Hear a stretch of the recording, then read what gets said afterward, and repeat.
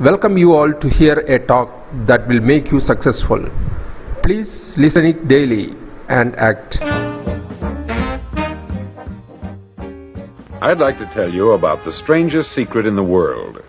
Not long ago, Albert Schweitzer, the great doctor and Nobel Prize winner, was being interviewed in London, and a reporter asked him, "Doctor, what's wrong with men today?" The great doctor was silent a moment, and then he said, "Men simply don't think." And it's about this that I want to talk with you. We live today in a golden age. This is an era that man has looked forward, dreamed of, and worked toward for thousands of years. But since it's here, we pretty well take it for granted.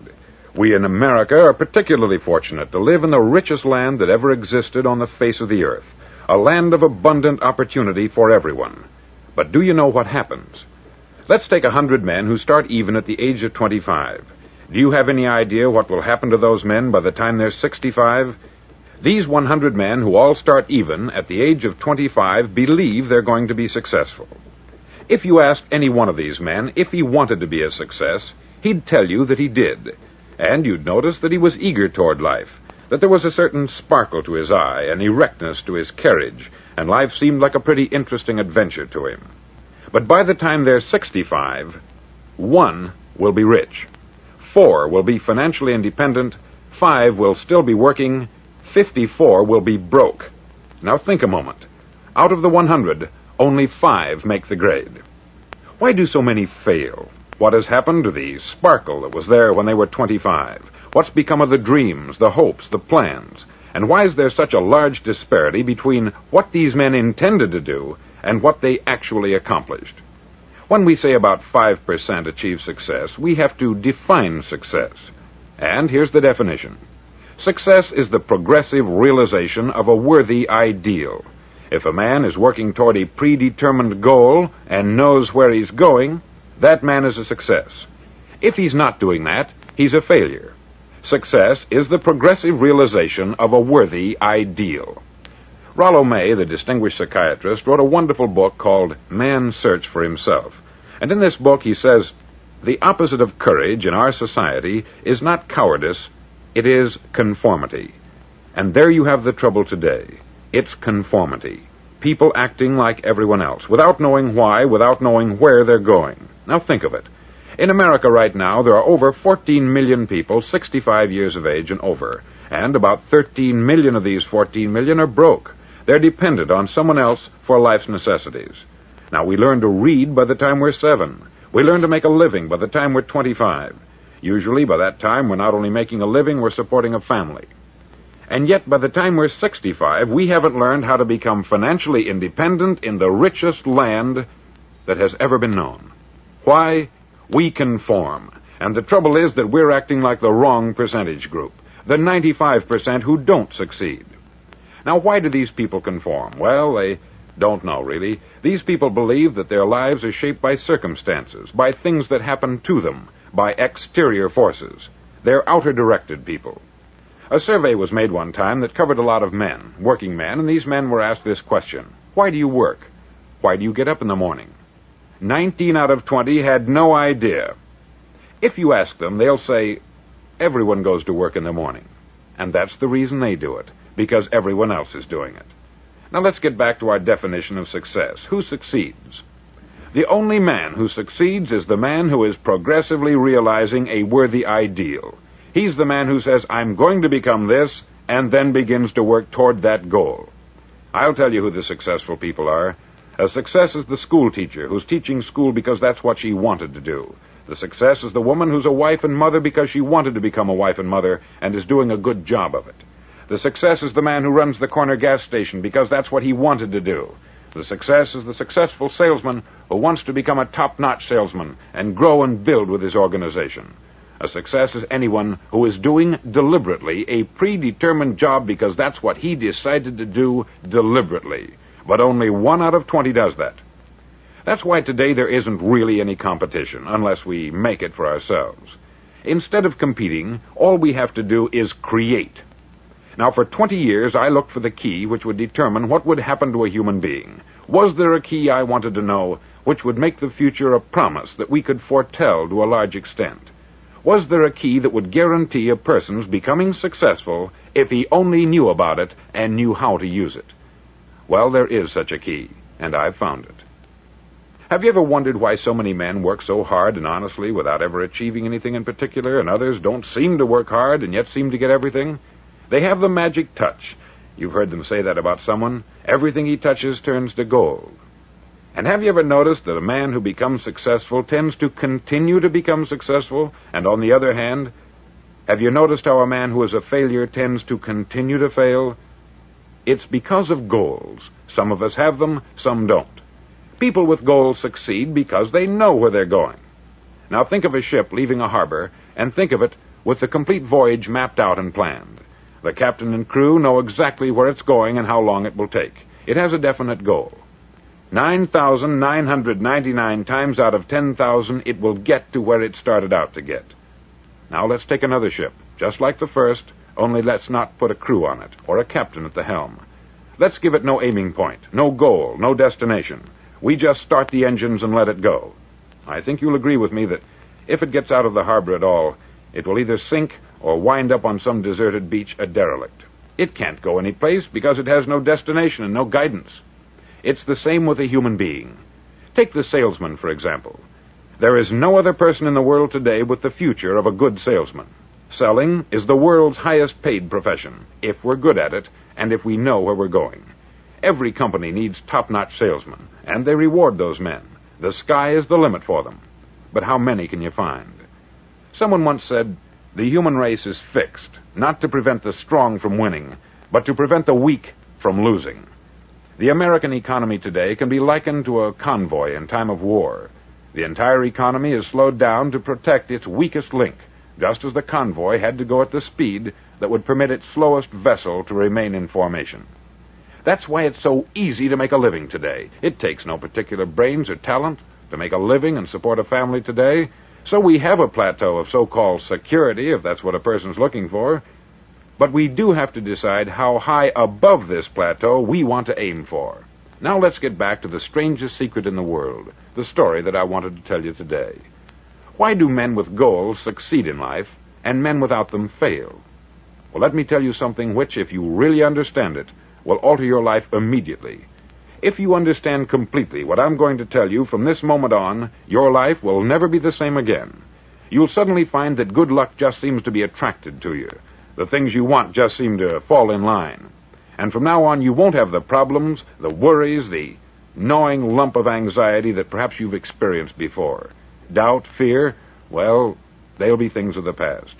Here's the key to success, and the key to failure.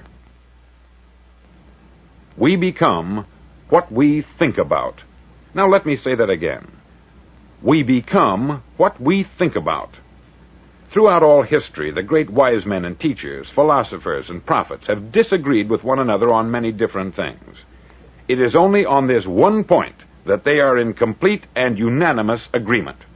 Listen to what Marcus Aurelius, the great Roman emperor, said. He said, "A man's life is what his thoughts make of it." Disraeli said this, "Everything comes if a man will only wait.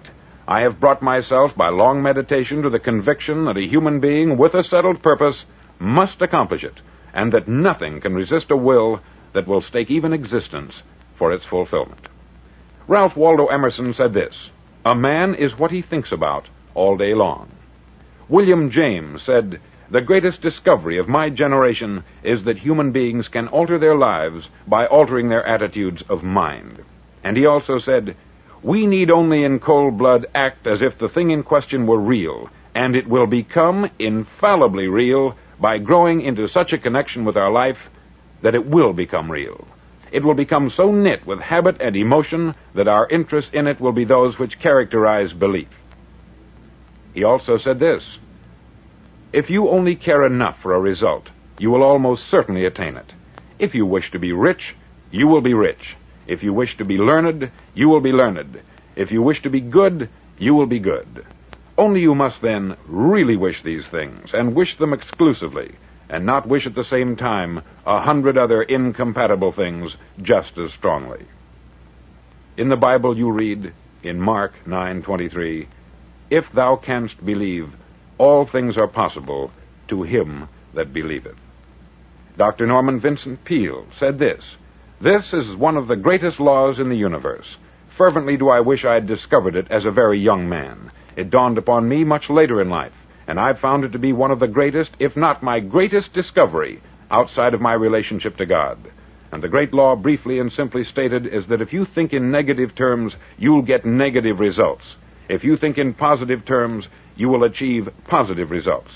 That is the simple fact which is at the basis of an astonishing law of prosperity and success. In 3 words, believe and succeed." William Shakespeare put it this way: "Our doubts are traitors, and make us lose the good we oft might win by fearing to attempt." George Bernard Shaw said, "People are always blaming their circumstances for what they are. I don't believe in circumstances. The people who get on in this world are the people who get up and look for the circumstances they want, and if they can't find them, make them." Well, it's pretty apparent, isn't it? And every person who discovered this for a while believed that he was the first one to work it out. We become what we think about. Now, it stands to reason that a person who's thinking about a concrete and worthwhile goal is going to reach it, because that's what he's thinking about. And we become what we think about. Conversely, the man who has no goal, who doesn't know where he's going, and whose thoughts must therefore be thoughts of confusion and anxiety and fear and worry, becomes what he thinks about. His life becomes one of frustration, fear, anxiety, and worry. And if he thinks about nothing, he becomes nothing. Now, how does it work? Why do we become what we think about? Well, I'll tell you how it works as far as we know. Now, to do this, I want to tell you about a situation that parallels the human mind. Suppose a farmer has some land, and it's good, fertile land. Now, the land gives the farmer a choice. He may plant in that land whatever he chooses. The land doesn't care. It's up to the farmer to make the decision. Now, remember, we're comparing the human mind with the land, because the mind, like the land, doesn't care what you plant in it. It will return what you plant, but it doesn't care what you plant. Now, let's say that the farmer has 2 seeds in his hand. One is a seed of corn, the other is nightshade, a deadly poison. He digs 2 little holes in the earth, and he plants both seeds, one corn, the other nightshade. He covers up the holes, waters, and takes care of the land, and what will happen? Invariably, the land will return what is planted. As it's written in the Bible, "As ye sow, so shall ye reap." Remember, the land doesn't care. It will return poison in just as wonderful abundance as it will corn. So up come the 2 plants, one corn, one poison. Now, the human mind is far more fertile, far more incredible and mysterious than the land, but it works the same way. It doesn't care what we plant. Success, failure. A concrete, worthwhile goal, or confusion, misunderstanding, fear, anxiety, and so on. But what we plant, it will return to us. You see, the human mind is the last great unexplored continent on the earth. It contains riches beyond our wildest dreams. It will return anything we want to plant. Now, you might say, well, if that's true, why don't people use their minds more? Well, I think they've figured out an answer to that, too. Our mind comes as standard equipment at birth. It's free, and things that are given to us for nothing we place little value on. Things that we pay money for, we value. The paradox is that exactly the reverse is true. Everything that's really worthwhile in life came to us free. Our mind, our soul, our body, our hopes, our dreams, our ambitions, our intelligence, our love of family and children and friends. All these priceless possessions are free, but the things that cost us money are actually very cheap and can be replaced at any time. A good man can be completely wiped out and make another fortune. He can do that several times. Even if our home burns down, we can rebuild it, but the things we got for nothing, we can never replace. The human mind isn't used merely because we take it for granted. Familiarity breeds contempt. It can do any kind of job we assign to it, but generally speaking, we use it for little jobs instead of big, important ones. Universities have proved that most of us are operating on about 10% of our abilities. Decide now, what is it you want? Plant your goal in your mind. It's the most important decision you'll ever make in your entire life. Do you want to be an outstanding salesman, a better worker at your particular job? Do you want to go places in your company, in your community?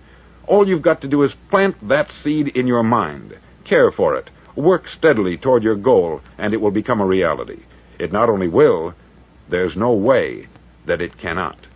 You see, that is a law, like the laws of Sir Isaac Newton, the laws of gravity. If you get on top of a building and jump off, you'll always go down. You'll never go up. And it's the same with all the other laws of nature. They always work. They're inflexible. Think about your goal in a relaxed, positive way. Picture yourself in your mind's eye as having already achieved this goal. See yourself doing the things you will be doing when you've reached your goal. Ours has been called the phenobarbital age, the age of ulcers and nervous breakdowns. At a time when medical research has raised us to a new plateau of good health and longevity, far too many of us worry ourselves into an early grave trying to cope with things in our own little personal ways, without learning a few great laws that will take care of everything for us. These things we bring on ourselves through our habitual way of thinking. Every one of us is the sum total of his own thoughts. He is where he is because that is exactly where he really wants to be, whether he'll admit that or not. Each of us must live off the fruit of his thoughts in the future, because what you think today and tomorrow, next month and next year, will mold your life and determine your future. You're guided by your mind. I remember one time I was driving through Arizona and I saw one of those giant earth-moving machines roaring along the road at about 35 miles an hour with what looked like 20 tons of dirt in it, a tremendous, incredible machine, and there was a little man perched way up on top with the wheel in his hands guiding it. And as I drove along, I was struck by the similarity of that machine to the human mind. Just suppose you're sitting at the controls of such a vast source of energy. Are you going to sit back and fold your arms and let it run itself into a ditch? Or are you going to keep both hands firmly on the wheel and control and direct this power to a specific, worthwhile purpose? It's up to you. You're in the driver's seat. You see, the very law that gives us success is a two-edged sword. We must control our thinking.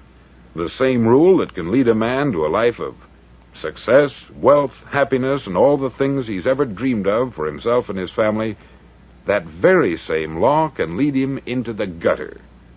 It's all in how he uses it, for good or for bad. This is the strangest secret in the world. Now, why do I say it's strange, and why do I call it a secret? Actually, it isn't a secret at all. It was first promulgated by some of the earliest wise men, and it appears again and again throughout the Bible. But very few people have learned it, understand it. That's why it's strange, and why, for some equally strange reason, it virtually remains a secret. I believe that you could go out and walk down the main street of your town and ask one man after another what the secret of success is, and you probably wouldn't run into one man in a month who could tell you. Now, this information is enormously valuable to us, if we really understand it and apply it. It's valuable to us not only for our own lives, but the lives of those around us, our family, employees, associates, and friends. Life should be an exciting adventure. It should never be a bore. A man should live fully, be alive. He should be glad to get out of bed in the morning. He should be doing a job he likes to do because he does it well.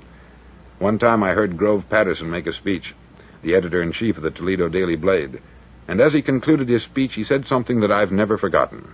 He said something like this: "My years in the newspaper business have convinced me of several things, among them that people are basically good, and that we came from someplace, and we're going someplace. So we should make our time here an exciting adventure. The architect of the universe didn't build a stairway leading nowhere. And the greatest teacher of all, the carpenter from the plains of Galilee, gave us the secret time and time again. As ye believe, so shall it be done unto you." I've explained the strangest secret in the world and how it works. Now, on this side, I want to explain how you can prove to yourself the enormous returns possible in your own life by putting this secret to a practical test.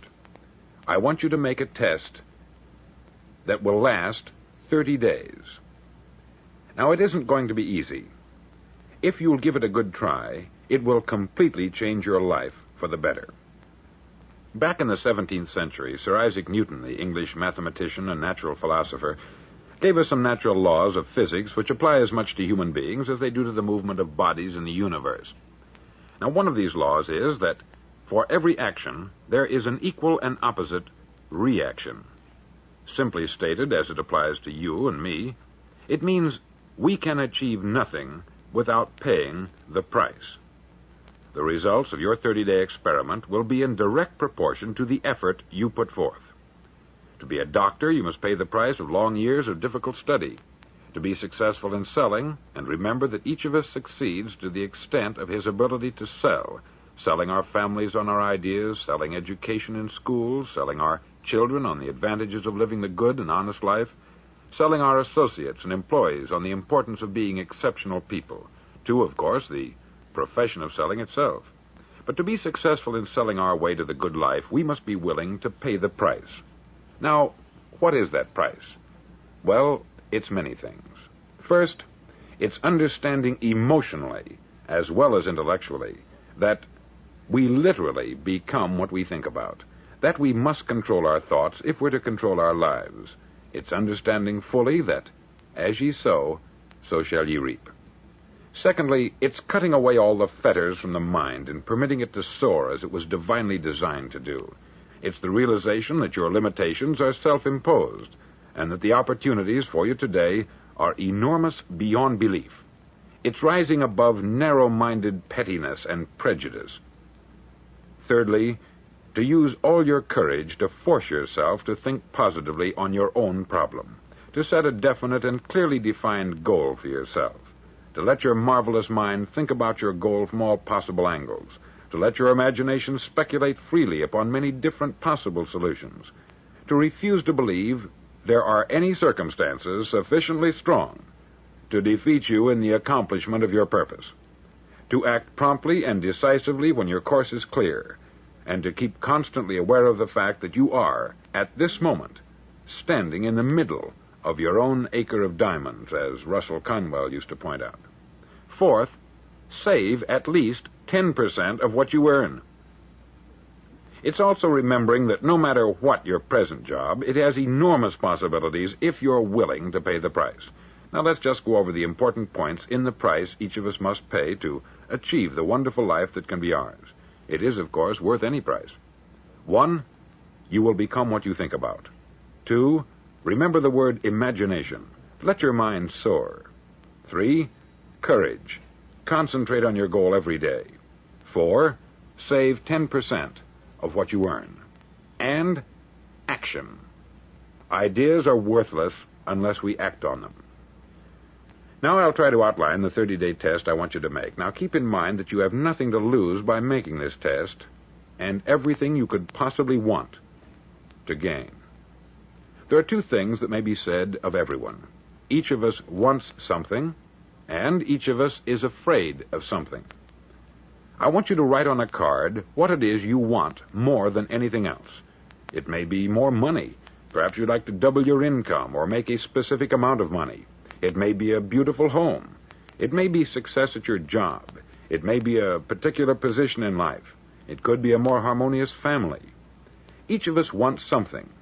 Write down on your card specifically what it is that you want. Make sure it's a single goal and clearly defined. You needn't show it to anyone, but carry it with you so that you can look at it several times a day. Think about it in a cheerful, relaxed, positive way each morning when you get up, and immediately you have something to work for, something to get out of bed for, something to live for. Look at it every chance you get during the day and just before going to bed at night. As you look at it, remember that you must become what you think about, and since you're thinking about your goal, you realize that soon it will be yours. In fact, it's yours really the moment you write it down and begin to think about it. Look at the abundance all around you as you go about your daily business. You have as much right to this abundance as any other living creature. It's yours for the asking. Now we come to the difficult part. Difficult because it means the formation of what is probably a brand new habit, and new habits are not easily formed. Once formed, however, it'll follow you for the rest of your life. Stop thinking about what it is you fear. Each time a fearful or negative thought comes into your consciousness, replace it with a mental picture of your positive and worthwhile goal. There will come times when you will feel like giving up. It's easier for a human being to think negatively than positively. That's why only 5% are successful. You must begin now to place yourself in that group. For 30 days, you must take control of your mind. It will think only about what you permit it to think. Each day for this 30-day test, do more than you have to do. In addition to maintaining a cheerful, positive outlook, give of yourself more than you've ever done before. Do this knowing that your returns in life must be in direct proportion to what you give. The moment you decide on a goal to work toward, you're immediately a successful person. You're then in that rare and successful category of people who know where they're going. Out of every 100 people, you belong to the top 5. Don't concern yourself too much with how you're going to achieve your goal. Leave that completely to a power greater than yourself. All you have to do is know where you're going. The answers will come to you of their own accord. Remember these words from the Sermon on the Mount, and remember them well. Keep them constantly before you this month of your test. Ask, and it shall be given you. Seek, and ye shall find. Knock, and it shall be opened unto you. For every one that asketh receiveth, and he that seeketh findeth, and to him that knocketh it shall be opened. It's as marvelous and as simple as that. In fact, it's so simple that in our seemingly complicated world it's difficult for an adult to understand that all he needs is a purpose and faith. For 30 days, do your best. If you're a salesman, go at it as you've never done before, not in hectic fashion, but with the calm, cheerful assurance that time well spent will give you the abundance in return you deserve and want. If you're a homemaker, devote your 30-day test to complete giving of yourself, without thinking about receiving anything in return, and you will be amazed at the difference it makes in your life. No matter what your job, do it as you've never done it before for 30 days. And if you've kept your goal before you every day, you'll wonder and marvel at this new life you've found. Dorothea Brand, outstanding editor and writer, discovered it for herself and tells about it in her fine book, Wake Up and Live. Her entire philosophy is reduced to the words, act as though it were impossible to fail. She made her own test with sincerity and faith, and her entire life was changed to one of overwhelming success. Now you make your test for 30 full days. Don't start your test until you've made up your mind to stick with it. You see, by being persistent, you're demonstrating faith. Persistence is simply another word for faith. If you didn't have faith, you would never persist. If you should fail during your first 30 days, by that I mean suddenly find yourself overwhelmed by negative thoughts, you've got to start over again from that point and go 30 more days. Gradually, your new habit will form until you find yourself one of that wonderful minority to whom virtually nothing is impossible. Don't forget the card. It's vitally important as you begin this new way of living. On one side of the card, write your goal, whatever it may be. On the other side, write the words we've quoted from the Sermon on the Mount. Ask, and it shall be given you. Seek, and ye shall find. Knock, and it shall be opened unto you. In your spare time during your test period, read books that will help you. Inspirational books like the Bible, Dorothea Brand's Wake Up and Live, The Magic of Believing by Claude Bristol, Think and Grow Rich by Napoleon Hill, and other books that instruct and inspire. Nothing great was ever accomplished without inspiration. See that during these crucial first 30 days, your own inspiration is kept at a peak. Above all, don't worry. Worry brings fear, and fear is crippling. The only thing that can cause you to worry during your test is trying to do it all yourself. Know that all you have to do is hold your goal before you. Everything else will take care of itself. Remember also to keep calm and cheerful. Calm and cheerful. Don't let petty things annoy you and get you off course. Now, since making this test is difficult, some may say, well, why should I bother? Well, look at the alternative. No one wants to be a failure. No one really wants to be a mediocre individual. No one wants a life constantly filled with worry, fear, and frustration. Therefore, remember that you must reap that which you sow. If you sow negative thoughts, your life will be filled with negative things. If you sow positive thoughts, your life will be cheerful, successful, and positive. Now, gradually, you will have a tendency to forget what you've heard on this record. Play it often. Keep reminding yourself of what you must do to form this new habit. Gather your whole family about and listen to what's been said here at regular intervals. You know, most men will tell you that they want to make money without understanding the law. The only people who make money work in the mint. The rest of us must earn money. This is what causes those who keep looking for something for nothing or a free ride to fail in life. The only way to earn money is by providing people with services or products which are needed and useful. We exchange our product or service for the other man's money. Therefore, the law is that our financial return will be in direct proportion to our service. Success is not the result of making money. Making money is the result of success. And success is in direct proportion to our service. Most people have this law backwards. They believe that you're successful if you earn a lot of money. The truth is that you can only earn money after you're successful.